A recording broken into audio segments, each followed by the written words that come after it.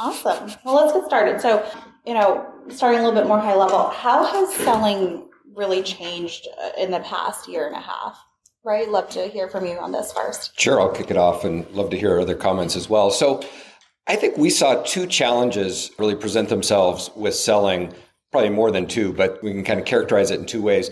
One was access changed overnight, right? Not surprising, but it went from a case where we maybe used to be able to walk the halls. We used to hang out in a coffee shop waiting for that doctor to come out if you're a pharma rep. Maybe you were able to just drop by and see your clients. And that changed immediately. And so I think everybody was going through this. How do we sell virtual? What does that look like? And I think we've talked quite a bit about that, during the conference. There's lots of tools and techniques, and I think people are getting more familiar and comfortable with the technology. But access is still an issue. And for a while, people were willing to take that Zoom meeting. And now I think there's so much more noise and people are so overscheduled that it's become even harder. So one of the things we're seeing is we have to be even more informed. We have to do our research, and we have to have creative ways of reaching those customers. So things like video outreach, video prospecting, things like doing our research so we really know the problem we're solving before we go in, and we're not asking those, hey, tell me what keeps you up at night, which no senior leader likes to have their time wasted on that question. So I think that was one. The other one that was really interesting that I didn't really expect or fully appreciate until I saw some of the research behind this, and this was from Chorus. They reviewed about 500,000 sales calls during the pandemic. And one of the interesting things they found was key executives or senior leaders were more likely to be involved in decision making during the pandemic and coming out than they were before. 83% more likely to have a senior executive involved. And I think that's probably for two reasons. One is because it's easier for them to pop into that Zoom meeting or that virtual call and see what's going on. And we're scrutinizing our decisions in ways we never have because everybody's trying to figure out what's next quarter and next year looks like. So I think we need to get even better at selling to key executives, understanding the business drivers, not just their technical specs or requirements, and being able to speak their language. And so those are two of the themes that we've capitalized on. And with remote selling, it can be so much more effective to leverage technology in the sales process. We're looking at adopting a portfolio of tools that will enable sales to engage differently with their clients, to engage remotely and to engage digitally. And honestly, I think we were doing fine without that before the pandemic, but now that the pandemic is here, we are adopting all kinds of tools, like from an enablement perspective, in-app guidance and digital adoption platforms, for example. And from a sales engagement perspective, looking at things like conversation intelligence, really leveraging LinkedIn Sales Navigator to more effectively reach people digitally. Yeah. Selling's changed industry by industry. We own a company that is Uber for massages called Soothe. Mothballed the company. Nobody's getting massages during the pandemic. Well, maybe you did, but you're one of a kind. But no, it's almost like by industry, you had to gauge on how you actually went to market. There's other industries that boomed. Zoom, for example, right? During the pandemic. So the salespeople had to adapt toward that industry and toward the way they went to market. I also realized and looked across our portfolio, most salespeople suck at virtual selling. So we had to train them on how to sell virtually and how to use a whiteboard. Heck, how to not, like, if you're wearing shorts, don't stand up. Like, just basic stuff like that. That's how it's changed. And Ray, and you're correct, buying decision teams have gotten larger, but less consensus building because executives are making decisions when they used not before it did that. So that would mean that people who used to buy stuff can't buy stuff anymore because their boss is involved, because it's easy to get involved. So I always indicate to our salespeople, make sure you know your buying decision team members, and obviously the one that signs the contract, so to speak, because most of them can't buy a pencil. You all are mentioning things like technology and senior more buyers in the process. So in what other ways, speak a little bit more to how being remote is affecting some of your enablement programs and strategies. Dan? Yeah, so being remote means that there's more presentations being shared, but those presentations are from somebody's desktop, right? So they're old and stale. They're not enablement ready with the new value propositions. Heck, we had one organization, I attended a sales call and the person was using the raw deck from 2 logos ago, right? So getting the materials in the hands of the salespeople to use on a regular basis is extremely important, as well as your ability to communicate and not speak so much, listen. And you're losing nonverbal communication when you're on Zoom. You just are, right? What's the stat? 85, 90% of all communication is nonverbal. So you lose that, and the ability to subtly catch hints, idiosyncrasies of your buyers that you see physically when you're there, that you can't see over Zoom technology, is really making a problem for salespeople speeding through the sales process. And if you think about it, prior to the pandemic, in the face-to-face sales process, salespeople relied on their body language, they relied on their physical presence, they relied on being able to connect face-to-face with people, eyeballs to eyeballs. And with virtual selling, they are now relegated to a little square on the screen. And so how do you make the most of that square? First of all, turn on your video. We had to work with our sales team to literally turn on their video. But not just that, we worked with our sales teams. We rolled out a remote selling program, and my team is here. Kelly, Kim, and Stacy, we all work together on equipping the teams to remotely sell. And part of that was, how do you focus your audience's attention on a key message? And by the way, prior to having to sell remotely, they weren't even using PowerPoints necessarily a lot of times. They would just show up and talk or demo the product. And so introducing PowerPoints that might have sat out there on the content library, but as you say, they weren't necessarily refreshed with a fresh value proposition. Certain things like animating the slides focuses your audience's attention on, as you're talking, one bullet at a time.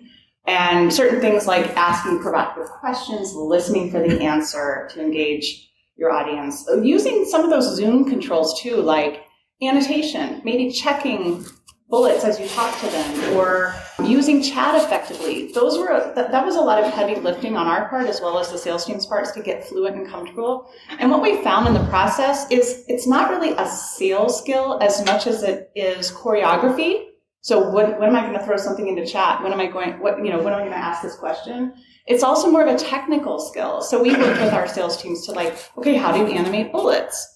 And I think one of the things that came out of that was a really awesome thing for our organization is that and it sounds like it started out a little challenging, because what we were asking the sales teams to do didn't necessarily match what was in the content portal, what was in their content library. So we worked with marketing to align on what is the message that we want the sales teams to be delivering, and what would that PowerPoint look like. So now we have a whole library of customer presentations that the sales teams can use, and I think in the end we were able to achieve better sales and marketing alignment, which is a great thing. That's great. So along those lines, Ray, what are some other training best practices that you're seeing? Yeah, and I think it fits in with a number of the themes we're hearing that, it changed. We're learning to adapt. And one of the things we found, and I don't know if this would apply to anyone in this room, but we said, well, we can't do in-person anymore. And so our clients said, well, let's do webinars. And so we immediately started, or a lot of the clients started producing these essentially ILT over Zoom, and say, okay, well, we're just going to deliver the same content, and let's see how that works. And how did that work? Right?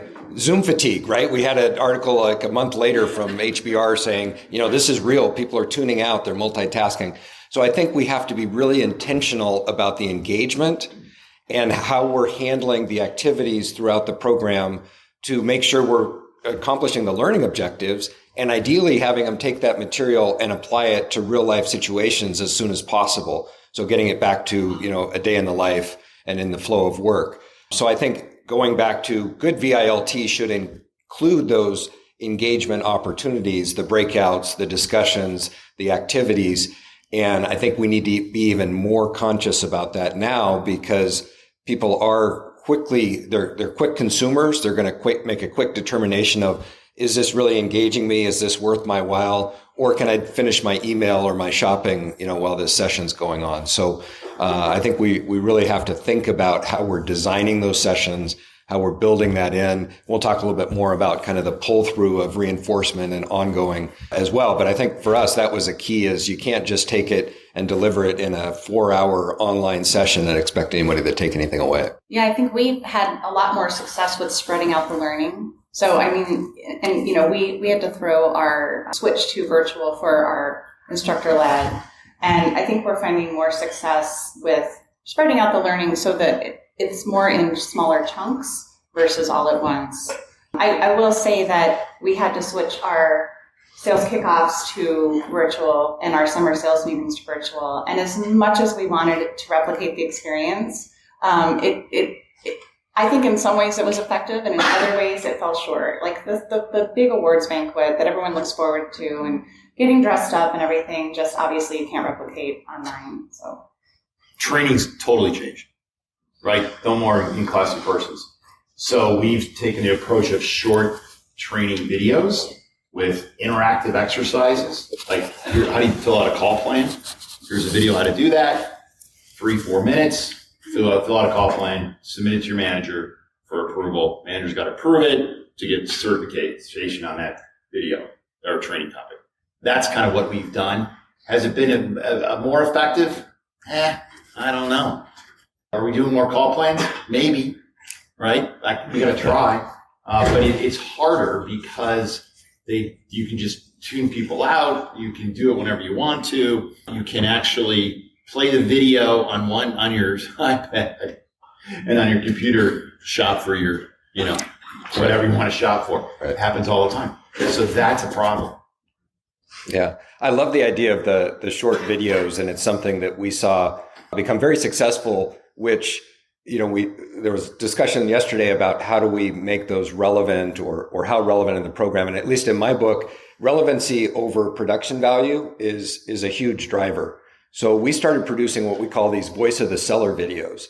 And it's amazing what you can do in a 15-minute interview with a super seller, right? Global black belts, as one of our clients calls them, and ask them the questions about particular selling skills, particular challenges, and then editing those into a 2-3 minute video saying, hey, we have 5 people that are telling you how they do this, how they resolve this challenge.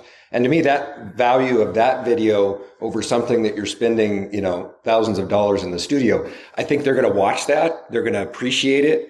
And they're probably going to take something away from that. So we've tried to incorporate that, into the flow as well. Mm-hmm. I feel like we also need to address coaching. I know we talked about it a little bit yesterday, but talk to me about, the reinforcement. Sales managers are not exactly doing the ride-alongs as much anymore. How are we doing that coaching aspect, Andrea? So I finished a master's degree last year, and one of the courses I had to take was on distance learning. And I learned all about asynchronous, synchronous, in-person, remote. And I thought, I'm never going to use these words. Like who says asynchronous? Well, guess what? My 10-year-old, it was my 13-year-old, was home one day last year. And I'm like, why are you home in your pajamas on a Friday? And she said, oh, it's an asynchronous day.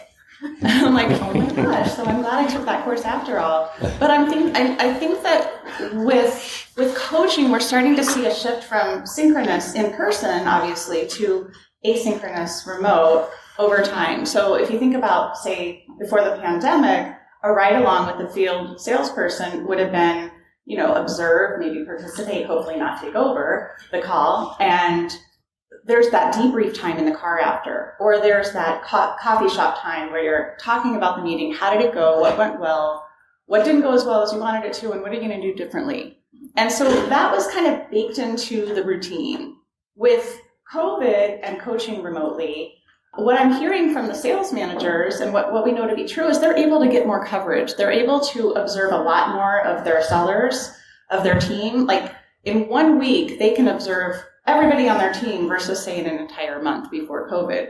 But what is lost and what has to be deliberately planned for and baked in is that debrief time. First of all, the planning time, but also the debrief time. I think we're seeing a lot of challenges with Zoom fatigue and overload in baking in that debrief time. And, yesterday we were talking about the importance of not just sales skills development, but more the motivation and the attitude and the self-efficacy. And that's, I think, where coaching can play a really important role. Now that we're kind of moving more to asynchronous coaching, what we're doing in our programs for reinforcement is baking in a self-reflection component. So at the end of a program, like let's just say for this one certification program we're doing now, each salesperson has to record a call with the customer, and then they have to reflect on it afterwards. What went well, what was hard for you, and what are you going to do differently next time? And by the way, that's the coaching conversation. So they fill out a self-reflection form, the manager sees it, and then they get together and they have a conversation and they're one-on-one about it. And so it's asynchronous, but then there's also a synchronous component as well. That's great. That's a great idea. I don't know about you guys, but I live in California. I'm on a Zoom call from 6 a.m. back to back all the way to 5 p.m. Almost every day. It's exhausting. And people are just jamming shit in. It's unbelievable. And so the coaching is dropped off. I can't coach my team because I have back-to-back calls all day. By the time it gets to 5 o'clock, I don't want to be on another Zoom call. I'll do it tomorrow. Well, tomorrow's the same thing. So it has really dropped off. I've seen it across all of our portfolio companies and all our sales managers. And you have to plan time. So we say it's an hour sales call, 15 minutes. You're going to have another, literally a calendar appointment for 15 minutes in your calendar after the call to talk about the call.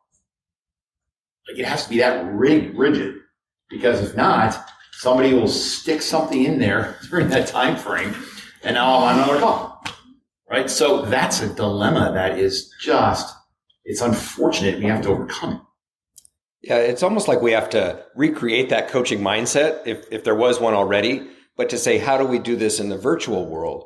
Because you're absolutely right, Dan. It used to be that, hey, if we're going out and riding along for a day, we have some windshield time, maybe we have coffee, maybe we have lunch, we have opportunities to debrief.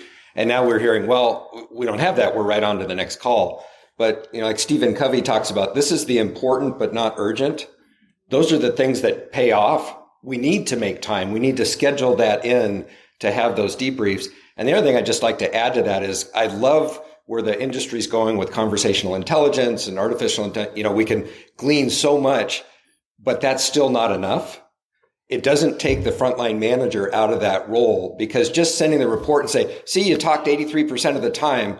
Well, what am I supposed to do with that? Or how do I action that? So I think it's a yes, and we need to take that data, that information, and then have the conversation and say, well, here's your self-reflection. Here's the data. Let's have a conversation about what went well, what you'd like to do differently. How are you going to behave going forward? And, I think we can inform those coaching conversations. I've been traveling now since I got vaccinated, probably since May. But before that, for a year, or a little over a year, right? You were in your home office, whatever that was. And most people are still in their home office. And I'm traveling. But they think that they expect me to be just as proficient with my time.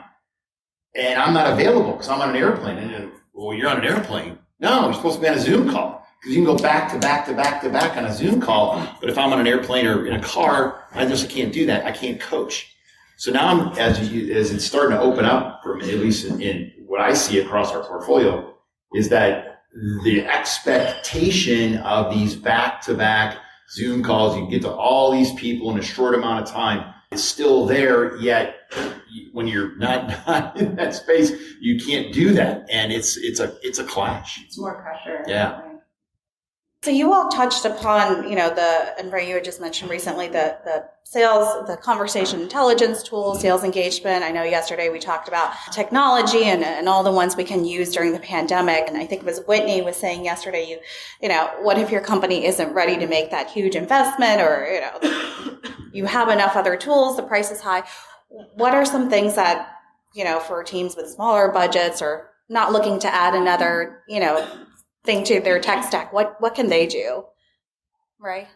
Sure. I mean, if there's a way to record that call, I think that's the basis. And I think that's something that was missing when you're out in the field and you're both in the same sales call and you come back to have your coaching conversation and it's like you were in different calls, right? It's like something completely different. And maybe they have a blind spot. Maybe they were so busy riffing that they didn't actually see that the customer was checking out. So I think just having that call recording and transcript allows us to go back and say, well, let's highlight these questions you asked, the responses, how they responded. Let's replay that, right? Let's take that objection and maybe break it down and let's talk about acknowledging and clarifying and then responding to it, right? So I think we can learn in a very easy way, even if that's just recording on Zoom, or if there's other, intelligence you can bring in. I think that's a great way to start to inform the coaching conversation. And that can help teams step into conversation intelligence over time. Once they start getting into the habit of recording their calls and managers incorporating that into their coaching, then it's not such a shock that all of a sudden, there's this, we're listening to every call. That's your job. As a chief revenue officer, it's your job. Figure it out. Sales and people, you got to figure that out. I have too many things going on. I'm hiring people. I'm trying to make the number. I got pressure from the CEO. I'm trying to run new product lines, a lot of stuff going on. Well, that's why I needed you. So figure it out how to coach more. Is it call recordings?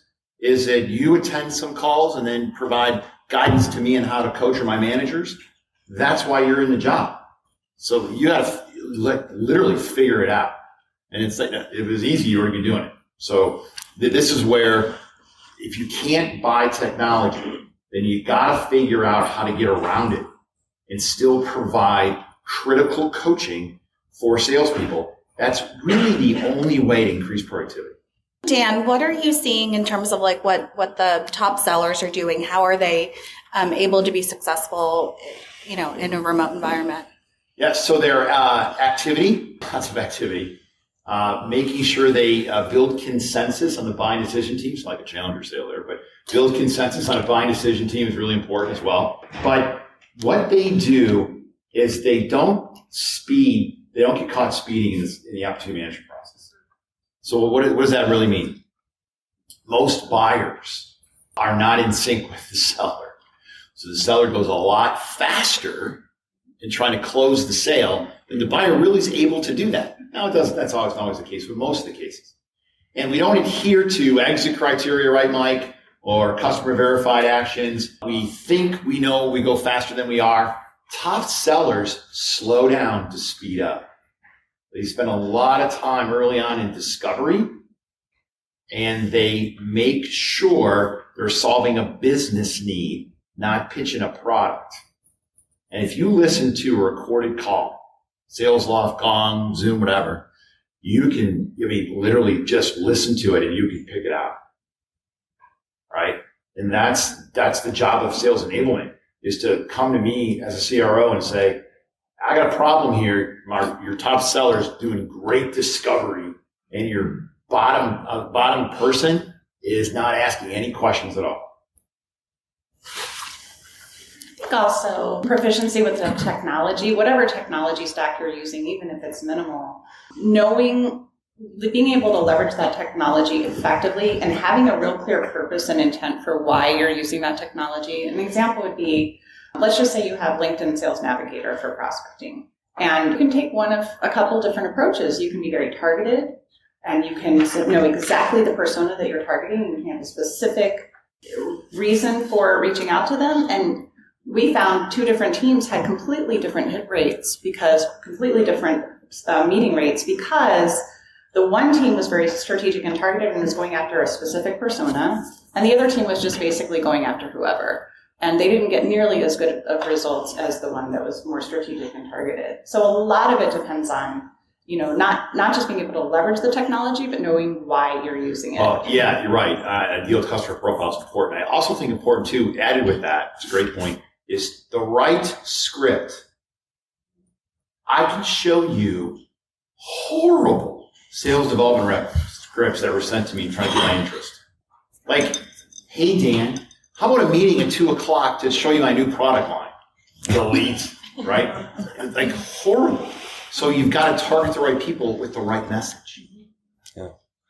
And I just add to that, and people are probably familiar with the idea of the digital immigrant versus the digital natives, right? And that concept's been around for a while, right? People my generation or more, the digital immigrants, we kind of learned the language, learned it along the way, picked it up, kind of figured it out. And we have a whole generation that grew up using their thumbs, right, on a device and are much more fluent, right? They're the digital natives. I think in some ways we're all immigrants again to this virtual world and trying to figure it out. And so I think we need to think about how we enable that technology, that fluidity, and even things like outbound video prospecting, right? Which is something that's getting a lot of buzz. Well, what does that mean? And again, guess what? We have a generation of people that are used to recording themselves and doing that and being very good at it. And so that same script, Dan, if I reached out and said, Dan, I was just reading on your website that you acquired this new company, and I have some ideas because we helped 2 other companies like that, and that's a video that hits your box. I bet you're going to look at it. You're probably going to give it some consideration, and if I'm on point with my message, you may even say, I'll give you a chance. Oh, yeah. Bob, your LinkedIn profile with your video is awesome. Yeah. Go check it out. This picture is now a video. The only other thing I'd add to the top seller piece is I also think we need to really consider what top managers are doing, right? So how do we continue to enable the managers to support their teams, to coach, to do all the things we're talking about, to leverage the technology? And it's gotten even harder, right? That idea, hybrid is here to stay. And that's one of the things we're hearing pretty consistently. Some customers, they don't want to go back to in-person sales meetings. In healthcare, some of the places are like, we're not going to provide access. We don't want people, walking the halls here. So I think we need to be able to support our team and understanding what, coaching and managing in that virtual environment looks like, and using some of the ideas. The buyers are like that. So one of our companies just sold Apple, all virtual, remote. Apple employees revolted against coming back into their headquarters, at least for now, and they sold everything virtual. And the Apple decision maker said, "I'll never go back to the office." And research is showing that there's 7 on average people involved in a sale. So it's really difficult to get all of them in the same place. So chances are it's going to be a virtual call, even if some people are in the same room. So you have to be able to accommodate that. So with Ray, you mentioned with hybrid here to stay, and thinking about some of the themes that we've talked about across today, if I had to look into my crystal ball, what is a temporary, what's temporary and what is going to be permanent based on what we've seen? Sure. Yeah. And I think, as we said, the world is never going back to, fall of 2019. It's evolving. And I think we've learned some things that are actually really valuable through this process. So as we talked about, making the pivot to engaging virtual and spaced learning, where we can actually build the learning activities in throughout the program, or at least putting that at the forefront in a bigger way. One of the things we're finding, and we brand it as the collaborative learning experience, right? Or CLX. We use Intrepid, which is a learning platform, a Lego. I mean, there are lots of good ways to do that.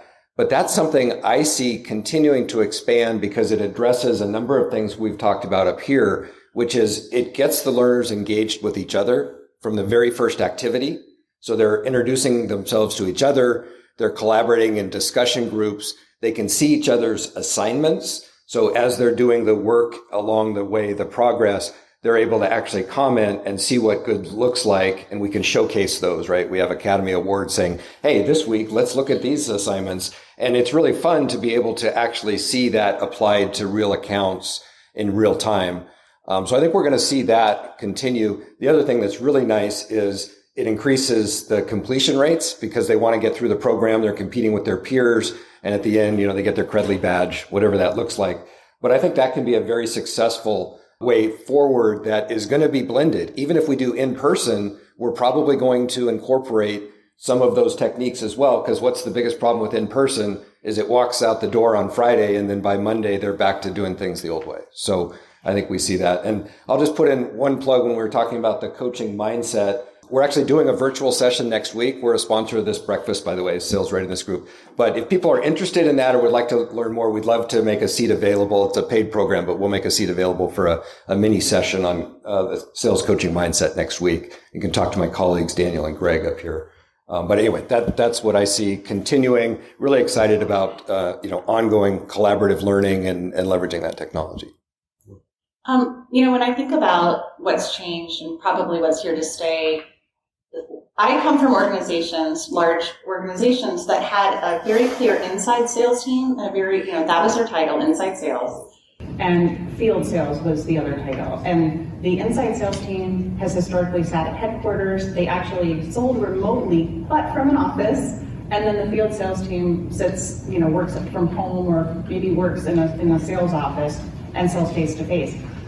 Of course, that's all changed and they're all selling remotely. But I feel like what's going to happen is this dichotomous thinking, like if you're either an inside salesperson or an outside salesperson, that we're starting to question those categories. Do they even make sense anymore?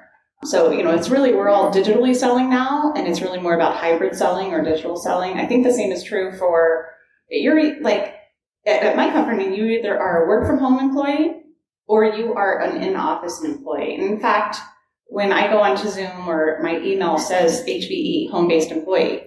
And so I know my company and other companies are starting to think about what's the future of work? What does the future of work look like? Because we are, so if you look outside of sales for a minute and more the bigger picture, work is changing. It's more hybrid. And so it's not just a matter, we're rethinking those categories. Are you home-based or in office? Because now it's more about hybrid working and digitally working. Yeah, stratification, sales org design, that is the number one thing that we're going to. No more inside sales. Everybody's inside. So you have, large, medium, and small. Mm-hmm. And you just handle that to your set of accounts, whether you're hunter-farmer, whether you tie to a geography because of time zones that you live in, those type of things. But it has definitely changed sales org design. The one thing that will not change in field sales or face-to-face is major interactions. What's a major interaction? It's an interaction with the customer that if it goes well, advances the sale, goes poorly, kills the deal. So what's a major interaction? You just want to think of it as a demonstration of a software, right? And so that might be live versus on Zoom. Or the first interaction with a client or customer on a good discovery meeting. That might be live. So there will be some live, but it will not nearly be as many as it used to be. And if you think about the interactions on a sales call, depending on your sales cycle length, there could be up to 40 or 50 interactions. If it's a really long sales cycle length, 2 or 3 will be live. So what does that mean for you? Virtual selling is the new norm. If your salespeople don't want to sell virtually, get new salespeople. Awesome. So, love to hear from you guys. What questions, comments do you have for our panelists? Bob. A couple things. First of all, what I'm hearing is the dichotomy of efficiency versus effectiveness, and how efficiency can always translate into effectiveness, and how efficiency then can have hyper-efficiency burnout. That's one of the things I'm hearing here. The second thing I had a question on was, it's a little too early to tell yet if this is really going to be the new normal, because while everybody's getting punch drunk off of the bottom line improvements that all the technology is actually bringing, are we seeing an improvement from the top line as well? Or is it they're investing staff?